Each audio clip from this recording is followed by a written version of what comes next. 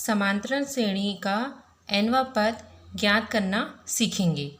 यहाँ पर ये सूत्र मैंने लिख दिया है कि माना समांतर श्रेणी का पहला पद a और सारवंतर d है। अब आप इस बात से तो वाकिफ़ हो ही गए होंगे कि समांतर श्रेणी एक ऐसी श्रेणी होती है जिसमें पदों का अंतर समान होता है और उसका जो पहला पद होता है वो उसे a से दिखाते हैं, और जो उन दोनों पदों के बीच का अंतर होता है दूसरे पद से अगर पहला पद घटाते हैं तो उसे हम d से दिखाते हैं। तो यहाँ पर जो सूत्र है an बराबर a प्लस n-1 d, ठीक है, ये सूत्र है। अब ये देखिए इस सूत्र को इस रूप में हमने कैसे लिखा है, देखिए n बराबर हम यहाँ पर 1 2 3 4 और इस तरीके से nवां पद, और ऐसे ये जो श्रेणी है आगे तक चलती जाएगी। तो n बराबर जब 1 रखेंगे तो हमें समांतर श्रेणी का पहला पद प्राप्त होगा। तो a1 बराबर a की जगह पे हम a रखेंगे, और n अगर हमने क्योंकि पहला पद निकालना है तो n की जगह पर हमने 1 रख दिया। तो ऐसे हमने देखा कि 1 - 1 यहाँ रखेंगे तो 0 आएगा। तो a + 0d बराबर a। तो पहले पद को हम क्या लिखते हैं, a1 बराबर a। अब ऐसे अब n बराबर 2 रख दो, ap का दूसरा पद a2 निकालने के लिए हमें a + 2 - 1 2 ऋण 1 d, तो इसका मतलब कितना है 1 d लिखेंगे। 1 d वैसे 1 लिखा नहीं जाता तो a + d लिख लेंगे।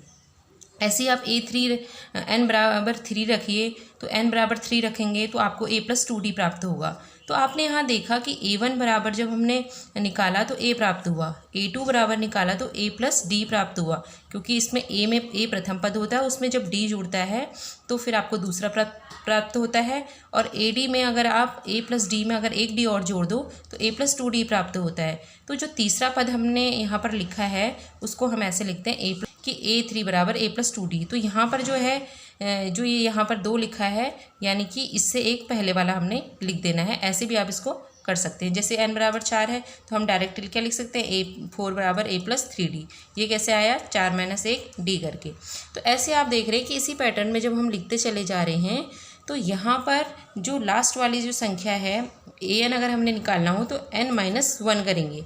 मतलब हमें कोई भी पद निकालना हो, चाहे पहला पद चाहे हमें तीसरा पद निकालना हो, चौथा पद निकालना हो, तो यानी कि उससे एक ठीक पहले वाला यहाँ पर अंक लिख देंगे। अब यहाँ पर n था तो n-1 लिख दिया। तो इस प्रकार हमें अगर सामान्यीकरण करें इसका, तो समांतर श्रेणी का अगर nवां पद निकालना है तो हमें इस सूत्र का प्रयोग करना होगा। आइए इसको एक उदाहरण से समझ लेते हैं। यहाँ एक AP दी हुई है 10 7 4 ये एक श्रेणी है, आगे को इसी तरीके से बढ़ेगी, का 30वां पद ज्ञात कीजिए। तो सबसे पहले जो AP आपको दी है आप वो लिख लेनी है 10 7 4।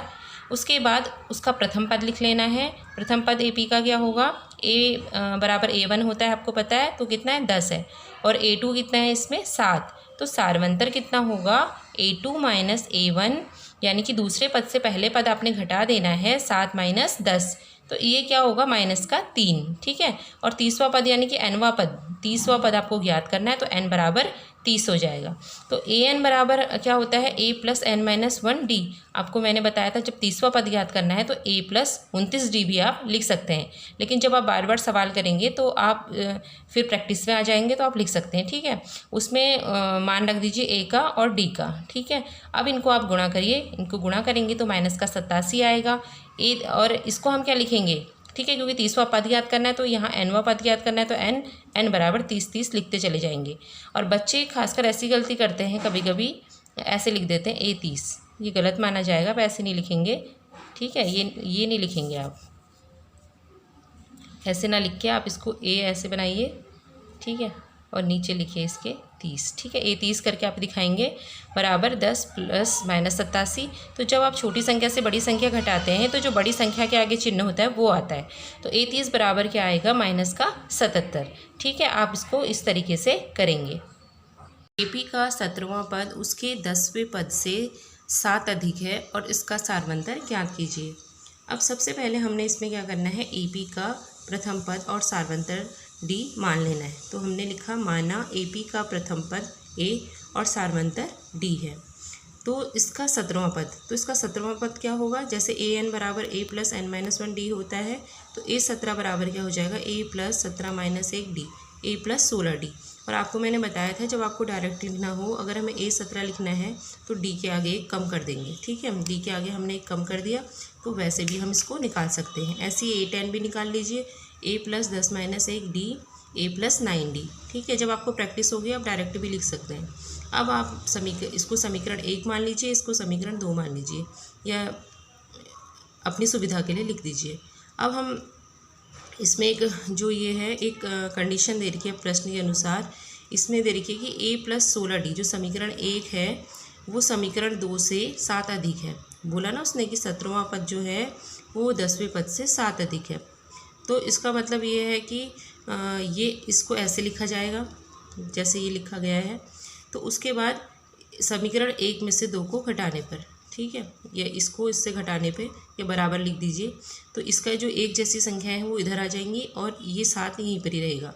तो देख A और A अलग अलग साइन वाले हैं, इसके आगे प्लस है इसके आगे माइनस है, तो कट गए। 16 में से 9 गया, कितना है 7, 7D = 7, D = 7/7 = 1, ठीक है। तो D बराबर क्या आ गया 1। तो यानी कि हमें क्या निकालना था, सार्वंतर निकालना था, और सार्वंतर कितना आ गया हमारे पास 1 आ गया। तो इस तरीके से आप इन प्रश्नों को हल करेंगे।